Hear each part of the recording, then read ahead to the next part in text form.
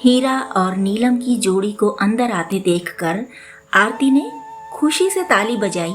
वाह, अब हम पूजा दी के पास जा सकेंगे। उसकी आवाज सुनकर सुमित्रा जी भी आ गईं। अच्छा किया जल्दी आ गए गांव से, हम निश्चिंत होकर समधियाने जा सकेंगे। पांव छूते हुए हीरा ने कहा, कोई खास बात है क्या माँ जी? सुमित्रा जी बोली, हाँ खास तो है ही हीरा। पूजा की बनारस वाली बुआ सास के बारे में तो जानते ही हो, न पति रहा न बेटा, टूट गई बेचारी। पूजा के ससुर उन्हें अपने घर लेवा लाए थे, पर वे संभल नहीं पा रही हैं अभी तक। पूजा और उसकी सास दोनों ही हिम्मत हार रही हैं उन्हें समझाते समझाते। ऐसे में हमें जाना ही चाहिए। फोन पर वो बात नहीं होती न हीरा, जो पास बैठकर आंसू पोंछने में होती है। दुखी इंसान को थपकी देकर सुला तो सकते हैं, उसे सहलाकर सहारा तो दे सकते हैं, मान मनोबल से खाना खिला सकते हैं। नीलम ने कहा, ठीक कहती हैं माँ जी। हीरा ने सिर हिलाकर कहा, हाँ माँ जी, आप जाने की तैयारी कीजिए, हम घर संभालते हैं। अगले 24 घंटे तैयारी में गए और फिर आरती सहित सुमित्रा जी पूजा के पास चली गई। पूजा और उसकी सास खूब प्यार से मिली और फिर उन्हें बनारस वाली बुआ के पास ले गईं। उनके गले मिलने में प्रेम भी था, पीड़ा भी थी, सद्भावना थी, सांत्वना थी, आंसू थे और सिसकियां थी। पूजा शरबत बनाकर लाई और बोली, इसे पीकर फ्रेश हो लो आप दोनों, खाना खाने का समय भी हो रहा है ना।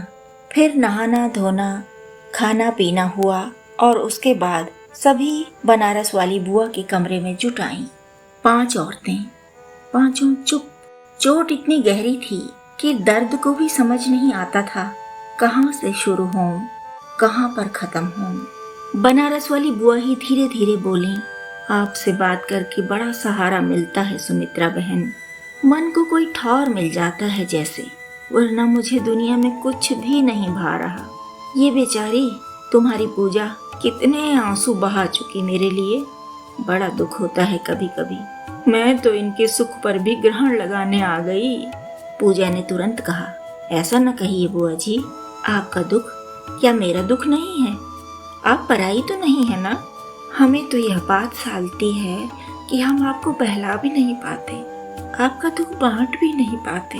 पूजा की सास बोली, हमारी कौन बहुत सारी बहन बेटियां हैं कि आप हमें भारी लगे। मेरी इकलौती ननद हैं और पूजा की इकलौती बुआ सास।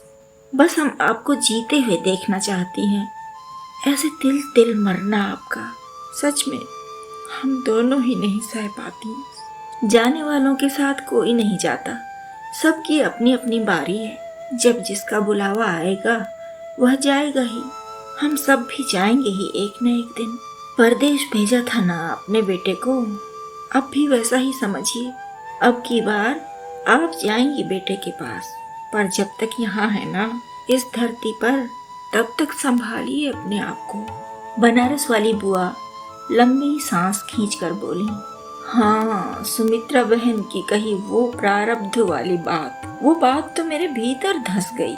सच ही तो कर्म काटे बिना चली जाऊंगी तो फिर आना पड़ेगा और भी कठिन प्रारब्ध लेकर।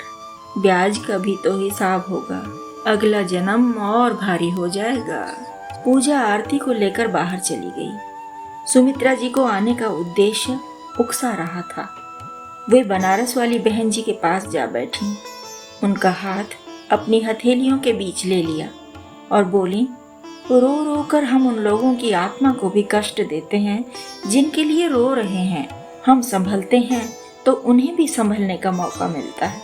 आप बस उनकी आत्मा की शांति के लिए प्रार्थना कीजिए, आपकी आत्मा को भी शांति इसी तरह मिल जाएगी। बनारस वाली बहन जी बोली, सारा जीवन व्यर्थ गंवा दिया मैंने, चना मसूर गेहूं धान बोती काटती रह गई, कर्म की खेती की बात सोची ही नहीं, पूजा पाठ कुछ किया नहीं, सब खो चुकी।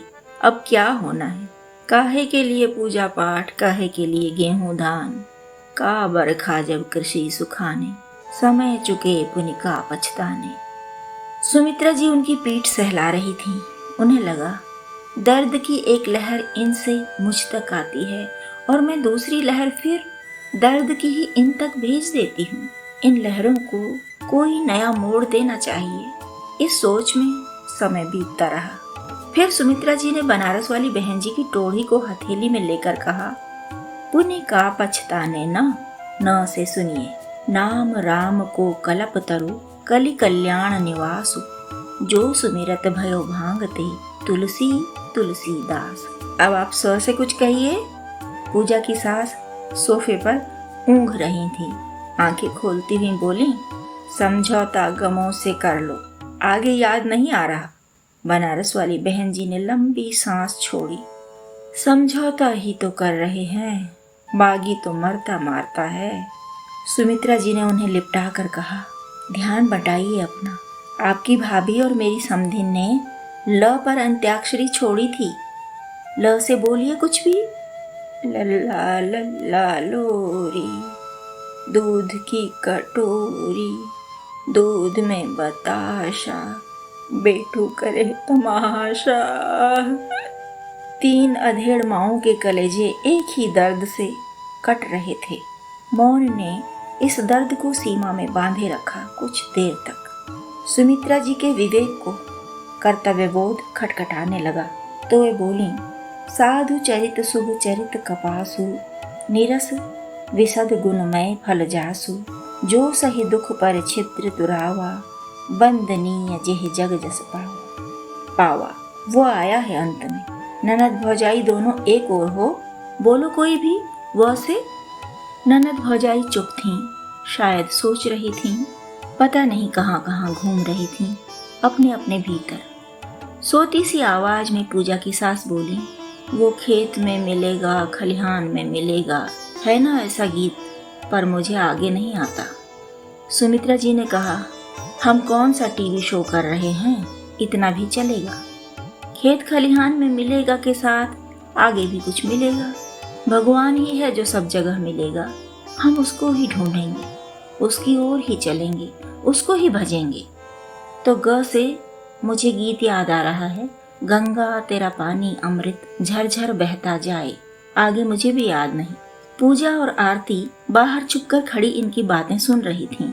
उन्हें आश्चर्य हो रहा था, आखिर मम्मी ने कैसे मोड़ दिया पीड़ा की उस धारा को, शोकमय वातावरण को अंत्याक्षरी तक ले आई। पूजा बहुत अच्छा गाती थी। उसका गला सधा हुआ था। अपनी माँ को रुकते ठहरते, खड़खड़ाते, थमते देखकर वह जैसे शक्ति देने पहुंची अंदर। उसने बुआ जी के गले में बाहें डाली और गाने लगी, ऐ मालिक तेरे बंदे हम। पहले तो सुमित्रा जी का ध्यान इस बात पर गया कि उनकी बेटी दूसरे पक्ष का साथ दे रही है। उधर तो पहले से ही 2 हैं, जबकि इधर वे अकेली। लेकिन अगले ही पल वे समझ गईं कि परोक्ष रूप से पूजा ने उन्हीं का साथ दिया है। उनकी योजना यानी यह अंत्याक्षरी जो अंत की ओर जा रही थी, उसे संभाल लिया है उसने। तो वे तुरंत बोली, बड़े अच्छे हो तुम लोग, सब एक और हो गई।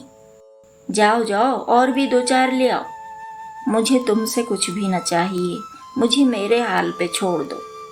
तुरंत पूजा ने सुर बांधा, दिल का हाल सुने दिल वाला, सीधी सी बात न मिर्च मसाला। अंत्याक्षरी का रंग ऐसा जमा कि घर में हर दिन 2-2, 3-3 घंटे अंत्याक्षरी होती रही। और इसका लक्ष्य स्पष्ट था, एक रबर की तरह बनारस वाली बहन जी की गहरी पीड़ा को हल्का करते जाना। 1 माह पूजा के घर में रहकर जब आरती और सुमित्रा जी वापस अपने घर लौटी, पूजा की बुआ सास के अस्तित्व पर गहरे लिखी हुई पीड़ा काफी हल्की हो चुकी थी।